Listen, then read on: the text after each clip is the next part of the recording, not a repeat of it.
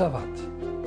La question de l'habillement du serviteur de Dieu est probablement une des questions les plus pertinentes aujourd'hui. On ne peut rester indifférent devant la diversité vestimentaire que nous retrouvons chez les serviteurs de Dieu. Il y a de tout. Qui est habillé en costume cravate, qui est littéralement vêtu de smoking griffé, qui est en tenue business casual et qui se vêt à la mode, qui est plutôt penché pour un attrait très look, telle une vedette de showbiz. Cheveux à la mode, maquillage à outrance, chemise et veste jeunarde. Mais quelle devrait être la tenue vestimentaire d'un homme ou d'une femme de Dieu, qui se met à la disposition de Dieu pour apporter la parole de Dieu aux gens qui ne lui appartiennent pas, mais qui appartiennent plutôt au Seigneur? Tom Rainer propose plusieurs pistes en fonction principalement de l'église dans laquelle le pasteur se rend. Et donc, il suggère de prendre en considération les points suivants et les commentaires sont les miens. Tout d'abord, il dit comprendre le contexte démographique. Donc, je commente, à savoir quelle est l'attente de la ville dans laquelle on se trouve. Ainsi, selon Rainer, il est bon de faire un petit sondage pour savoir comment les autres pasteurs s'habillent en ville. Ensuite, il dit comprendre aussi les attentes de l'Église. Quelle est l'attente de l'Église que vous servez et que vous visitez? Chaque Église est différente. Et donc les attentes vestimentaires différeront aussi. Et finalement, il dit comprendre les changements de mode. Le monde change ainsi que les goûts et les moyens d'exprimer sa personnalité. Ce phénomène se retrouve aussi dans l'Église. Souvent, les serviteurs de Dieu s'adaptent aux goûts des uns et des autres pour mieux connecter avec l'auditoire qu'ils vont servir. Ensuite, ils partagent des conseils tels que le fait de diriger le changement graduellement, de ne pas placer les préférences personnelles au-dessus de l'amour pour les gens. En d'autres mots, ne pas devenir une pierre d'achoppement. Et ensuite, de comprendre l'attachement émotionnel de nos membres à certaines formes vestimentaires. Pour pouvoir répondre à notre question initiale et ensuite proposer d'autres pistes plus scripturaires que sociales, tentons d'abord d'établir un terrain d'entente global sur la question. Rappelons-nous que si l'homme est très impressionné par l'apparence, ce qui impressionne Dieu, c'est avant tout l'état du cœur de l'homme. 1 Samuel 16, 7.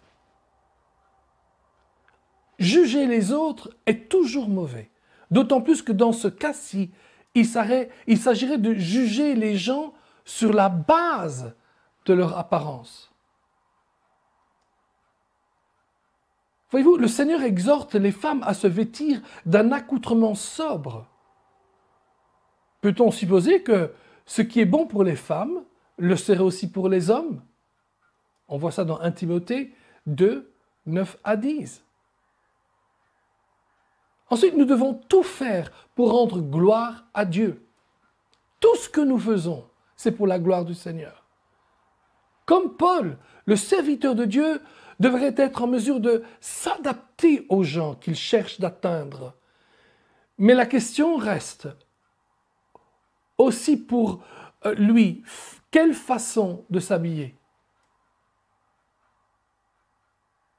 Lorsque les gens viennent à l'église, ils sont appelés à fixer leurs yeux sur Dieu et non sur les gens et la manière dont ils s'habillent.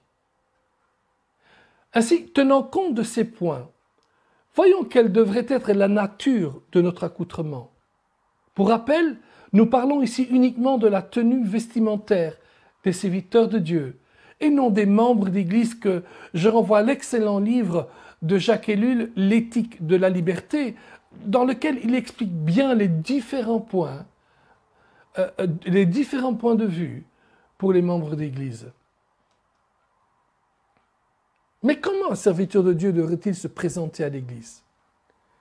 Je vous présente ici deux approches différentes de celles proposées par Tom Rainer et d'autres.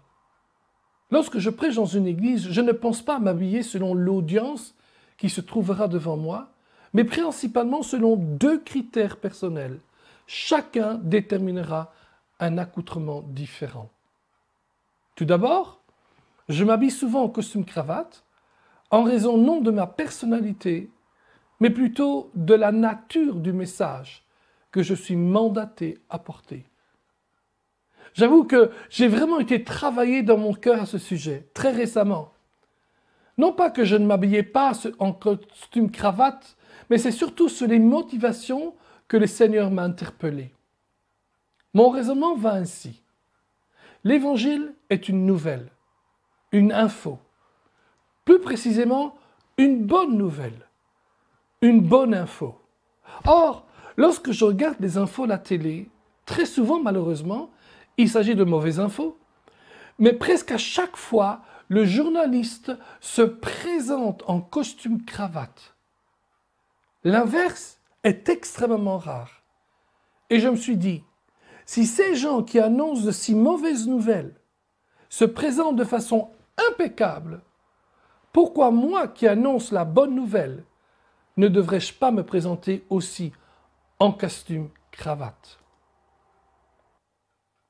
Eh bien, je trouve que c'était une bonne idée, n'est-ce pas? Je suis bien comme ça. Cette approche est très suggestive. Elle se fonde non pas sur ma personnalité, mais sur la nature même du message que j'annonce. Comme je désire mettre tout l'accent et l'attention des gens sur le message que je dois transmettre, je me présente en tenue de ville. Mais certes de manière sobre. Mon objectif est de faire oublier le plus possible le messager et d'aider les auditeurs à se concentrer le plus possible sur le message pour pouvoir le recevoir. Voici, notre message est si important et transformateur qu'il faut que je diminue, que mon image diminue, que ma personne diminue et qu'il croisse. Jésus étant la parole, le message. Ce qui m'intéresse, c'est de porter l'auditoire à une réelle rencontre avec la puissance transformatrice du message de l'Évangile. Et quand je dis évangile, je ne pense pas simplement aux 4 évangiles, mais c'est pris dans un sens large, à savoir toute la parole de Dieu. Mon objectif est d'honorer le plus possible la parole de Dieu, de l'approcher avec respect et honneur. Alors, je porte mon costume-cravate. L'autre approche est de m'habiller casuellement. Non pour attirer l'attention des gens sur moi, c'est pourquoi quel que soit l'accoutrement, il faut qu'il soit sobre, mais pour manifester l'effet libérateur de l'Évangile sur ma vie. Je m'habille ainsi en courte manche, en jeans, pour me rappeler ainsi qu'à mon auditoire, que l'Évangile du Royaume m'a libéré de l'oppression, et combien savent que des fois, le costume-cravate peut s'avérer être une vraie oppression sociale.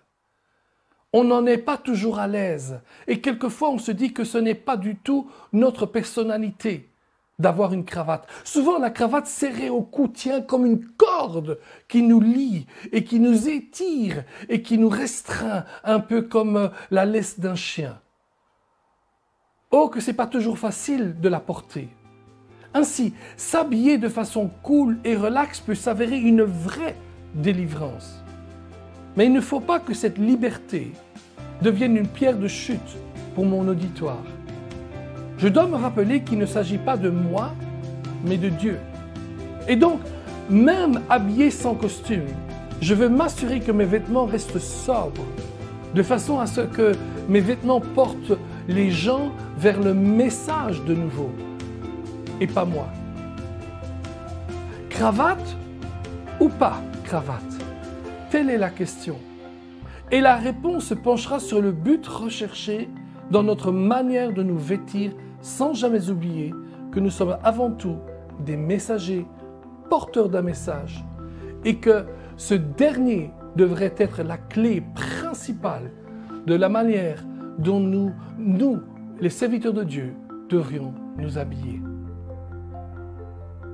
À bientôt.